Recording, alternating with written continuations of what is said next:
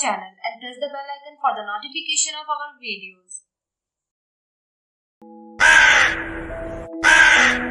आज हम पढ़ेंगे प्यासे कौवे की कहानी।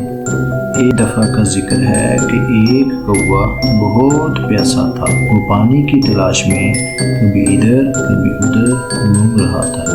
जब वो एक बाग के ऊपर से गुजर रहा था तो उसने बाग में एक घड़ा देखा।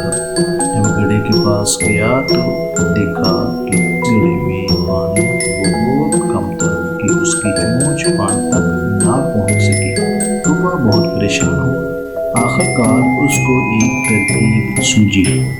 उसने पास पड़ी हुई कैंकरियों को एक एक करके घड़े में डालना शुरू कर दिया, जिससे पानी ऊपर आ गया और कौवे ने जी भरकर पिया और उड़ गया।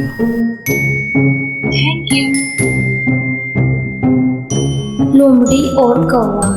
एक कौवे को कहीं से पनीर का टुकड़ा मिला। वो इस टुकड़े को खाने के लिए एक दरख्त पर जा बैठा। नीचे एक लोमड़ी बैठी थी।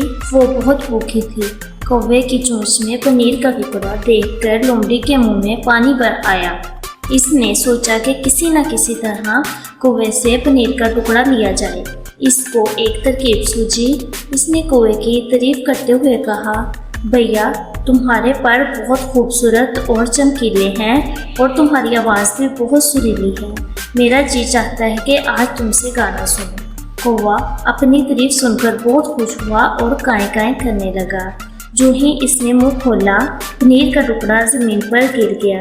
लोमड़ी ने फौरन इस टुकड़े को उठाया और कौवे से कहने लगी कि अब काएं काएं करना बंद करो। तुम्हारी काएं काएं से मेरे सर में दर्द होने लगा है। लोमड़ी ने पनीर का टुकड़ा उठाया और चल दी। कौवा दरख्त पर बैठा उसका मुंह देखता रहा।